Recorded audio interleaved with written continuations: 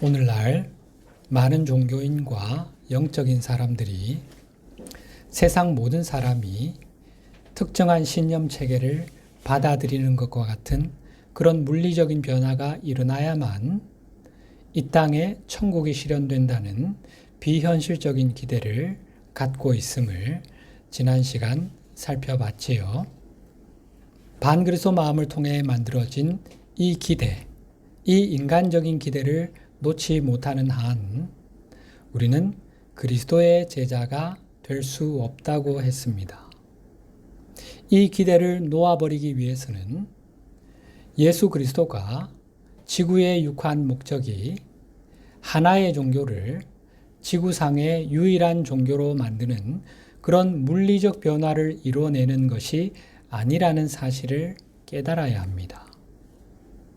그리스도는 우리에게 우리가 보지 못하고 있는 그리스도의 실제, 곧 존재의 진실을 보여주심으로써 우리가 반그리스도의 비실제와 그리스도의 실제 사이에서 자유로운 선택을 할 수 있게 해 주시기 위해 세상에 오신 것입니다. 여기서 주의할 점은 그리스도는 어떤 방식으로든 우리에게 강요하지 않으신다는 것입니다. 선택지를 제대로 보고 진정 자유로운 선택을 할 수 있게 눈의 비늘을 벗겨주실 뿐, 우리가 어떤 선택을 하느냐는 전적으로 우리의 자유의지에 맡기신다는 것입니다. 살아있는 그리스도는 자신이 사람들에게 그리스도의 실제를 제시하실 때 사람들이 어떻게 반응해야 하는지 또는 어떻게 반응하지 않아야 하는지에 대해 아무런 기대도 하지 않습니다. 그저 사람들의 자유의지에 온전히 맡길 뿐입니다. 심지어 그들이 원한다면 기꺼이 자신을 십자가에 못 박게 내어줄 수도 있습니다. 사람들이 무엇을 하건 어떤 선택을 하건 살아있는 그리스도는 그들을 판단하지 않습니다. 왜 그럴까요? 사람들을 판단하는 것은 자신의 역할이 아니라는 것을 알며 그들을 심판하는 다른 메커니즘이 있음을 알기 때문입니다. 요한복음 12장 47절 48절 사람이 내 말을 듣고 지키지 아니할지라도 내가 그를 심판하지 아니하노라. 내가 온 것은 세상을 심판하려 함이 아니요 세상을 구원하려 함이로다. 나를 저버리고 내 말을 받지 아니하는 자를 심판할 이가 있으니 곧 내가 한 그 말이 마지막 날에 그를 심판하리라. 사람들을 판단하고 심판하는 것은 그리스도가 할 일이 아니며 그들을 심판할 이가 따로 있다는 것입니다. 창조주가 설계하신 심판 메커니즘이 따로 있습니다. 인과의 법칙, 작용-반작용의 법칙, 환생, 카르마의 법칙, 또 불의 법정에서의 심판, 2차 죽음 등이 있지요. 사람들에 대한 판단, 심판은 이 메커니즘에 맡겨두면 됩니다. 사람들이 진리를 배척하고 심지어 육화한 하나님의 대리자, 곧 신의 메신저를 죽이려고 하는데도 살아있는 그리스도는 어떻게 그들을 판단하지 않고 분노하지 않을 수 있을까요? 자신을 죽이려 하는데도 말이죠. 어떻게 그럴 수 있지요? 살아있는 그리스도는 이 행성 사람들 대다수가 이원성 의식에 눈이 멀었기 때문에 살아있는 진리를 대하는 그들의 반응에 대해 아무런 기대를 할 수 없다는 것을 이해하기 때문입니다. 살아있는 그리스도는 예수님께서 십자가에 매달리셨을 때 하셨던 말씀을 이해합니다. 누가복음 23장 34절 아버지, 저 사람들을 용서하여 주십시오. 저 사람들은 자기네가 무슨 일을 하는지 알지 못합니다. 자신들이 무슨 일을 하고 있는지 그 의미도 알지 못한 채 하나님의 대사인 육화한 그리스도를 죽이는 일까지도 서슴없이 행할 수 있는 것이 이원성 의식입니다. 살아있는 그리스도는 이러한 사실을 깊이 이해하기 때문에 그들을 판단하지 않고 분노하지 않을 수 있는 것입니다. 사람들의 의식 상태를 이해하기에 아무런 기대도 하지 않으니 분노할 일도 없는 것이요. 이제 다음 단계의 기대, 곧 자신을 중심으로 하는 기대에 대해서 살펴보겠습니다. 삶에 대한 기대와 마찬가지로 우리에게는 우리 자신에 대한 기대, 즉 우리가 무엇을 해야 하고 어떤 사람이 되어야 하는지에 대한 많은 기대가 있습니다. 이런 기대들은 반그리스도 의식에서 비롯된 것이며 일부는 거짓 교사들에 의해 의도적으로 고안된 것으로 매우 효과적으로 우리를 딜레마에 빠뜨릴 수 있습니다. 다시 말해 이런 기대들은 우리로 하여금 불가능한 목표를 추구하도록 만들어서 뭔가 충족되지 못한 상태, 결핍의 느낌에 계속 머물러 있게 만듭니다. 자신에 대한 이런 모든 기대의 핵심은 이것이 우리가 지난주에 살펴본 메커니즘에 기반을 두고 있다는 것입니다. 그 메커니즘이 어떤 거였지요? 일단 우리가 자신의 근원인 신으로부터 분리되었다는 환영을 믿게 되면 우리는 이 물질 세계 안에서 궁극적인 성취를 추구하도록 자신을 몰아가게 된다는 것이었지요. 궁극적인 성취란 우리가 이 물질계에 육한 이유와 목적, 즉 우리의 신성한 계획을 완수함으로써 더 이상 추구할 것이 없는 최종적이고 완전한 성취를 이루는 것을 말합니다. 이때 세상 그 무엇으로도 채워지지 않던 영혼의 결핍감이 온데간데 없이 사라지고 온전하다는 느낌, 충만감을 갖게 됩니다. 그리고 예수님께서 그리스도의 사명을 완수하시고 십자가에 숨을 거두실 때 하셨던 말씀, 다 이루었다 라는 고백이 우리 안에서 흘러나오게 됩니다.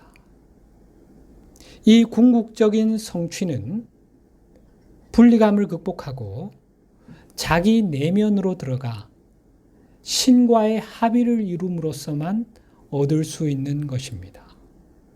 내 안에서 나의 현존, 내 영적 스승, 창조주 하나님과 하나됨을 이루어야만 비로소 우리는 신성한 계획을 성취할 수 있기 때문입니다. 따라서 분리의 환영을 극복하지 못한 채 자기 내면이 아닌 자기 바깥에서 곧 이 세상 속에서 궁극적인 성취를 이루겠다는 것은 실현 불가능한 꿈이요 비현실적인 기대일 뿐입니다. 이런 기대는 우리가 어떤 완전한 인간이라는 이상에 맞게 살아야 한다는 목표를 만들어내게 됩니다. 이 비현실적인 기대가 이상적인 인간상을 설정하여 그것에 맞게 살아야 한다는, 그것에 나를 맞춰야 한다는 목표를 만들어내는 것입니다. 여러분, 각자 자기 내면에 있는 이상적인 인간상을 떠올려 보시기 바랍니다. 여러분이 지금껏 품어왔던 내가 추구하고 있는, 내가 달성해야 할 목표로 설정해 두고 있는 완전한 인간상, 완전한 자아상, 다들 있으시지요? 영적인 사람이라면 분명 내가 도달해야 할 이상적인 인간상을 마음에 품고 계실 겁니다. 기독교인이라면 예수님과 같은 그런 성품, 인격의 소유자를 떠올리는 사람이 많을 겁니다. 불교도라면 붓다를 떠올릴 가능성이 크겠지요. 그러면 이제 이것을 구체적으로 한번 생각해 보시기 바랍니다. 말로 또 글로 적어 보셔도 좋습니다. 구체적인 묘사가 가능할까요? 그것을 상세하게 묘사할 수 있는 말이나 글이 떠오르십니까? 아마도 대다수 사람은 그렇지 못할 겁니다. 내가 품고 있는 완전한 인간상이 매우 추상적이고 모호하다는 느낌이 드실 겁니다. 그런데 그것들을 자세히 살펴보면 두 가지 사실을 발견할 수 있습니다. 하나는 그것이 특정한 신념 체계나 문화에 기반을 두고 있다는 것입니다. 예를 들어 근본주의 기독교인들이 품고 있는 완전한 인간상은 기독교 신념 체계에 기반한 것일 테고, 무슬림들은 이슬람교에 기반한 인간상을 갖고 있겠지요. 중국이나 북한의 공산주의자들은 어떨까요? 그들은 자신들의 문화에 기반한 이상적인 인간상을 지니고 있겠지요. 이처럼 우리가 품고 있는 이상적인 자아상이 지구상의 특정한 신념 체계나 문화에 근거를 두고 있는 것이라면 그것은 완전한 인간에 대한 보편적인 이상이 될 수는 없겠지요? 저마다 다 다르지 않습니까? 자신이 자란 문화, 자신이 영향을 받은 신념들에 따라서. 그렇다면 우리가 품고 있는 완전한 인간상은 인류가 만들어낸 모든 아이디어를 초월하는 신에게서 올 수 없는 것임이 자명하지요. 저마다 제각각이지 않습니까? 결국 우리가 품고 있는 이상들은 완전한 인간에 대한 명확하고 보편적인 묘사일 수가 없습니다. 두 번째로, 우리는 완전한 인간이라는 이상을 품고 있는데 여기서 말하는 완전함이란 어떤 의미일까요? 이 완전함에 대해 보통의 사람들이 품고 있는 일반적인 관념을 검토해 보면 이 역시 구체적이지 않고 상세하지 않다는 것을 알게 됩니다. 이것은 주로 행동에 관한 어떤 외적인 규칙을 규정하는 것일 텐데, 이를테면 신앙생활을 열심히 한다거나 부모를 공경해야 한다라거나 정직해야 한다, 이웃사랑을 실천해야 한다, 성실해야 한다, 시간을 아낄 줄 알아야 한다 라는 식이지요. 주로 외적인 행위에 관한 규정일 뿐 심리적인 측면, 마음의 층까지 들어가지는 못합니다. 우리가 생각하는 완전한 인간상이 주로 겉모습에 초점을 맞추고 있음을 알 수 있지요. 이것은 구원으로 인도될 수 없는 외적인 길을 묘사하는 것일 뿐 참된 구원의 길인 내면의 여정, 즉 마음의 변화, 의식의 변화는 간과하고 있음을 의미합니다. 내면이 아닌 외면의 변화에 집중하는 외적인 길을 통해서는 결코 구원에 이를 수 없다고 했지요. 따라서 우리가 품고 있는 이상적인 완전함은 매우 모호하고 부정확하기 때문에 정말로 완전한 인간은 어떤 모습이어야 하는지 콕 집어서 말할 수 없다는 사실을 알 수 있습니다. 이것은 우리가 실제로 이러한 이상에 맞게 살 수 없음을 의미하지요. 아무리 애를 써도 결코 완전한 인간상에 도달할 수 없다는 것입니다. 명확하게 정의되지 않은 목표, 흐릿하고 모호한 목표에 어떻게 도달할 수 있겠습니까? 우리는 마치 경주에서 달리기를 시작한 선수와 같다고 할 수 있는데, 이 경기의 관계자들이 우리에게 최종 목적지가 어딘지를 알려주지 않는 경주에서 뛰고 있는 겁니다. 따라서 우리는 결코 결승선에 도달할 수가 없고 무한정 또는 포기할 때까지 달려야 합니다. 사실 거짓 교사들은 끊임없이 결승선을 옮기고 있기 때문에 거기에 도달할 수 있는 사람은 아무도 없습니다. 이처럼 완전한 인간상은 명확하게 정의될 수 없는데, 이것은 완전한 인간이 되는 것이 실제로는 불가능하다는 의미입니다. 그렇다면 이제 실제 구원은 어떻게 이루어지는 것인지에 관해 생각해 보십시다. 예수님께서 이런 말씀을 하셨지요. 오늘 본문, 하늘에서 내려온 나 외에는 아무도 하늘에 올라간 사람이 없다.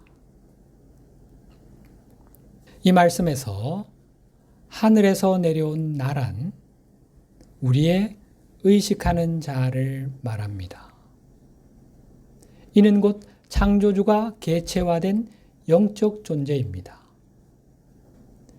이원성 의식으로 내려간 후 우리는 분리의 환영에 근거한 분리된 자, 곧 에고를 창조했습니다. 그로 인해 우리는 신과 분리되었다는 분리감에 갇히게 되었습니다. 이 세상의 통치자는 우리가 에고를 죽게 하지 않고도 하나님 나라에 들어갈 수 있다고 거짓말을 합니다. 즉, 분리된 자아가 하나님의 눈에 받아들여질 수 있는 무언가를 이 세상에서 할 수 있다는 것입니다. 이것은 영성인들이 구원받기 위해 완전한 인간이 되려고 하거나 또는 종교인들이 지구상에서 유일하게 참된 종교를 따름으로써 구원을 받으려는 불가능한 목표를 추구하는 외적인 길입니다. 단언컨대 이 길은 결코 구원에 이를 수 없는 그릇된 길, 비현실적인 접근법입니다. 에고는 우리의 의식하는 자아가 이원성 환영에 눈이 멀게 되었을 때 그 의식을 통해 창조된 존재지요. 하늘에서 내려온 존재가 아니라 이 물질 세계 안에서 생겨난 존재라는 것입니다. 따라서 결코 하늘나라에 들어갈 수 없습니다. 물질 세계의 진동으로 창조된 존재는 영적 세계의 진동을 견딜 수가 없습니다. 에고의 고향은 하늘이 아니라 이곳 땅입니다. 오직 하늘에서 내려온 나, 의식하는 자만이 다시 하늘로 돌아갈 수 있습니다. 그러나 의식하는 자는 지금껏 자신과 동일시해온 세속적인 정체감, 곧 에고를 죽게 해야만 그렇게 할 수 있습니다.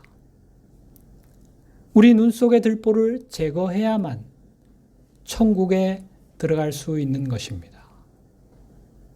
그런데 에고를 극복하는 일은 종교적인 의례를 따르거나 영적인 수행을 한다고 저절로 되는 것은 아니지요. 우리는 어떤 결정을 내림으로써 에고를 만들었습니다. 죽음의 결정이지요. 따라서 우리가 과거에 내렸던 이 죽음의 결정들을 반드시 의식적으로 살펴보고 그것들이 이원성 의식에 근거하고 있음을 확인한 다음 그리스도의 실제에 근거해서 다시금 결정을 내려야만 에고를 극복할 수 있습니다. 그리스도의 실제에 근거한 새로운 결정, 곧 생명의 결정을 통해 이원성 의식에 근거해 내렸던 과거의 결정, 죽음의 결정을 무효화함으로써만 에고를 극복할 수 있다는 것입니다. 의식적으로 우리 자신의 눈 속에 있는 들보를 제거하고 그리스도 의식의 예복을 입어야만 천국 잔치에 참여할 수 있다는 것입니다. 마태복음 22장 11절 12절 임금이 손님들을 보러 들어올세 거기서 예복을 입지 않은 한 사람을 보고 이르되 친구여 어찌하여 예복을 입지 않고 여기 들어왔느냐 하니 그가 아무 말도 못하거늘. 예수님은 이 비유를 통해 우리가 그리스도 의식을 입지 않으면 하늘나라에 머물 수 없다는 사실을 알려주셨습니다. 하늘나라는 유대인들이나 기독교인들이 생각하는 것처럼 선택된 사람들에게만 열려 있는 것이 아니라 모든 사람에게 열려 있습니다. 그러나 그 나라는 에고를 죽게 하고 살아있는 그리스도라는 새로운 정체성으로 다시 태어난 사람들만이 들어갈 수 있는 곳입니다. 이것이 참된 구원의 길이지요. 외적인 길이 아닌 내면의 여정이지요. 우리는 이제 대다수 영성인과 종교인들이 지구에서의 삶에 대해 그리고 영적인 영역, 곧 하늘나라로 들어가는 것에 대해 비현실적인 기대를 받아들이는 유혹에 빠졌다는 사실을 알 수 있습니다. 그들이 속한 종교와 문화가 그것을 어떻게 정의하든 말이지요. 이 중에서 가장 위험한 것은 종교가 제시하는 외적인 길이나 어떤 영적인 관행을 따르면 저절로 하늘나라에 들어가게 된다는 교묘한 믿음입니다. 우리가 외면의 마음으로는 깨닫지 못할 수 있지만 이 지구 위를 살아가는 대다수 사람이 이런 거짓말을 믿으며 많은 생을 살았고 자신은 충실하게 이런 외적인 길을 따랐기 때문에 구원이 보장된다고 기대하면서 죽음을 맞았다고 주님은 말씀하십니다. 그런데 그들은 육신을 벗은 자기 영혼이 하늘나라에 들어가지 못하고 지구에 다시금 환생하는 경험을 하였고 환생 후에도 또다시 형식적인 종교를 믿으려는 똑같은 유혹에 직면하곤 했습니다. 거의 예외 없이 모두가 이런 과정을 거쳤다고 주님은 말씀하십니다. 많은 영혼이 여러 생을 이렇게 보낸 후 결국 모든 종교를 깊이 불신하게 되었습니다. 오늘날 세상에는 모든 종교와 영성을 부정하면서 물질주의를 맹신하는 사람들이 많습니다. 이것은 그들이 외적인 길을 통해 구원에 이룰 수 있다는 공허한 약속을 더 이상 믿을 수 없게 되었기 때문입니다. 여러 차례 속았다는 느낌이 잠재의식층에 남아있는 거지요. 거짓 교사들에게 속은 것인데 신에게 속았다고 느끼면서 신을 버리는 겁니다. 하나님과 우리를 갈라놓으려는 저들의 계략에 완벽히 걸려든 것입니다. 우리가 영적인 사람이라는 사실은 우리 역시 외적인 길을 걸어봤다는 것이며 또 이제는 그것을 의심하게 되었다는 뜻입니다. 다행히 현재 우리는 살아있는 그리스도의 도우심으로 거짓 교사들의 계교를 간파하고는 참 구원의 길인 내면의 여정으로 들어섰지요. 요점은 오늘날 이 지구상에는 외적인 길의 오류를 꿰뚫어 볼 수 있을 만큼 영적으로 성숙한 영혼들이 많이 있는데 안타깝게도 그들 중 다수가 혼란에 빠져 어떤 길을 따라야 할지 알지 못한 채 방황하고 있다는 것입니다. 외적인 길은 아니라는 것을 알았는데, 그래서 거기서 벗어나긴 했는데, 그럼 이제 어디로 가야 하나? 라는 거지요. 모든 종교와 영성에 대해 분노하면서 그것을 부정하는 사람들이 많은 이유도 이것입니다. 여기서 우리는 반그리스도 세력이 다음 두 가지 일을 하기 위해 외적인 길을 의도적으로 고안했음을 간파함으로써 의식을 전환할 필요가 있습니다. 첫째, 반그리스도 세력은 우리로 하여금 많은 생애 동안 외적인 길을 추구하게 만듭니다. 그로 인해 우리는 구원에 다가서지 못하면서 다른 종교에 소속된 사람들과 끊임없이 이원성 투쟁에 휘말리며 많은 생애를 보내게 될 수 있습니다. 두 번째로, 외적인 길이 우리를 구원으로 인도해 줄 거라는 이 환영을 꿰뚫어 보기 시작하면 종교뿐 아니라 자신이 믿었던 신에 대한 강한 불신이 생겨나는 것을 거의 피할 수 없습니다. 이 불신은 부지불식간에 신에 대한 분노로 이어지게 마련입니다.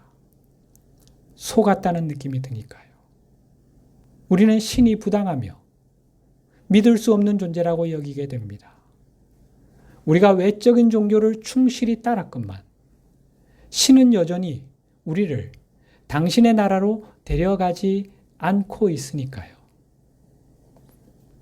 많은 영성인의 무의식 깊은 곳에는 이런 부정적인 생각, 감정들이 또아리를 틀고 있는데 대부분은 자신의 마음이 이런 상태라는 것을 모르고 있습니다. 자기 내면을 깊이 들여다보지 않고는 알 수 없는 부분이니까요. 이제 우리는 외적인 길을 통해서는 구원에 이를 수 없음에도 우리가 여러 생애 동안 이 헛된 길을 추구해온 이유가 무엇인지를 알 수 있지요? 그것은 거짓 교사들의 함정에 우리가 빠져든 것일 뿐, 하나님이 우리를 속여서가 아니지요. 하나님은 진정으로 우리가 구원받기를 원하시기에 구원에 이를 수 없는 거짓된 길을 우리에게 주실 리 없습니다. 우리에게 당신의 나라를 주시는 것은 하나님의 기쁨이니까요. 종교나 영성단체가 제시하는 외적인 길을 따르면 천국에 이를 수 있다는 이 불가능한 기대를 가짐으로 인해 나타난 결과는 많은 구도자가 하나님이 정말로 자신들을 구원하기를 원하신다는 사실을 의심하게 되었다는 것입니다. 정말 하나님이 우리를 구원하기를 원하시나? 정말 그럴까? 의심이 드는 거죠. 세상에는 특정한 종교의 일원이 됨으로써 자신의 구원이 보장된다고 믿으며 외적인 길을 따르는 사람이 여전히 많지요. 오늘날 많은 영적인 구도자가 이 환영을 꿰뚫어 보고 있습니다. 특정 종교에 귀의하면 내 구원이 보장된다고? 그건 아니지. 하며 직관적으로 그것의 허구성을 간파하고는 과감하게 거기서 뛰쳐나오는 사람들이 많이 있는 거지요. 교회들이 비어가고 있는 현실이 이를 말해주지요. 그런데 그들은 자신들이 구원받을 수 있을지에 대해 의심하게 되는데 그 이유는 그들이 완벽함에 대한 불가능한 기대를 가지고 있으며 그것을 철저히 검증하지 않았기 때문입니다.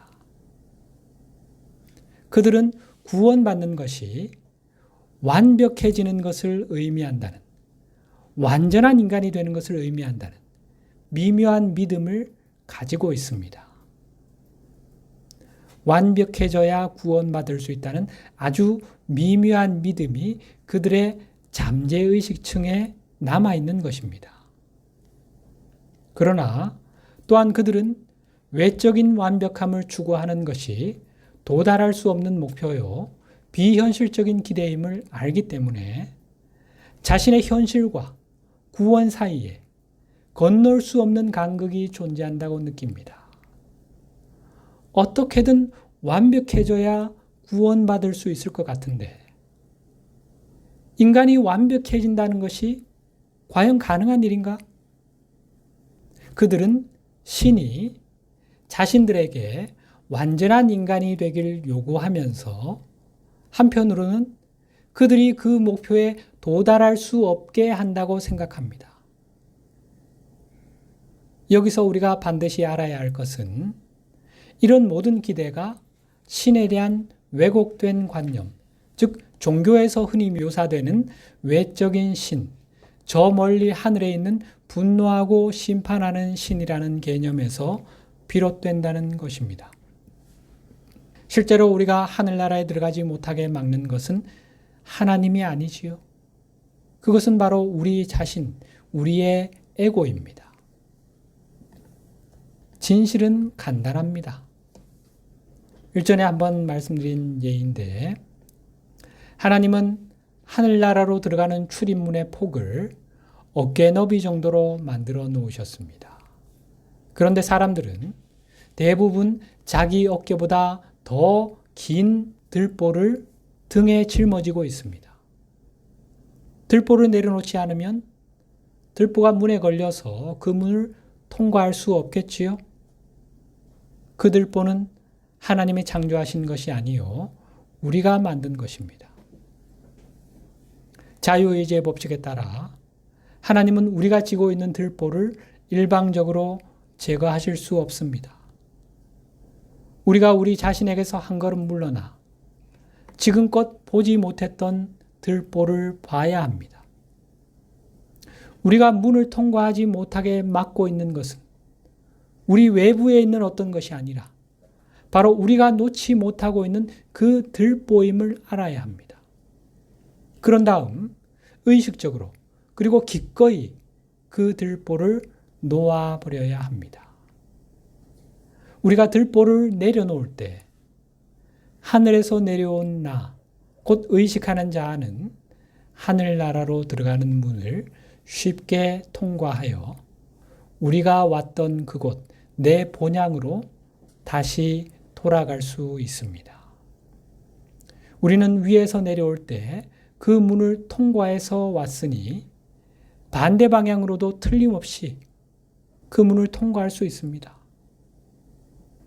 다만 빈손으로 왔으니 빈손으로 그럴 수 있는 거지요. 들보는 에고지요. 요점이 보이시죠? 모든 분노의 뿌리는 신에 대한 분노입니다. 그 적나라한 근원까지 벗겨보면 그 저변에 신에 대한 분노가 자리하고 있는 것입니다. 이것은 어디서 오는 것이지요? 신에 대한 왜곡된 관념, 환영이지요. 그리고 구원에 이르는 길을 포함해 신이 어떻게 세상을 설계하셨는지에 대한 환영에서 비롯되는 분노입니다. 이런 환영이 결코 성취할 수 없는 일련의 기대들을 만들어내었고 이런 실현 불가능한 기대들이 우리로 하여금 불가능한 목표를 추구하게 만듭니다. 이런 그릇된 기대는 신에 대한 우리의 좌절과 분노를 가중시킬 뿐이며 우리 눈 속에 있는 들보를 더 커지게 해서 천국문을 통과하기 어렵게 만듭니다. 영생의 문을 통과할 수 있는 유일한 길은 우리가 품어온 이런 환영들을 꿰뚫어 보는 것이며 그때 우리의 비현실적인 기대는 신의 실제에 대한 경험을 통해 주어지는 내면의 알므로 대체됩니다. 그리고 우리의 헛된 기대가 사라지게 될 때 우리 안의 분노는 필연적으로 기대와 함께 사라지게 됩니다. 기대와 분노는 모두 하나님의 실제로부터의 분리, 곧 환영에서 비롯되기 때문입니다. 우리가 이 진실을 내면화하게 될 때 기대와 그것이 만들어내는 분노로부터 자유로워지게 됩니다.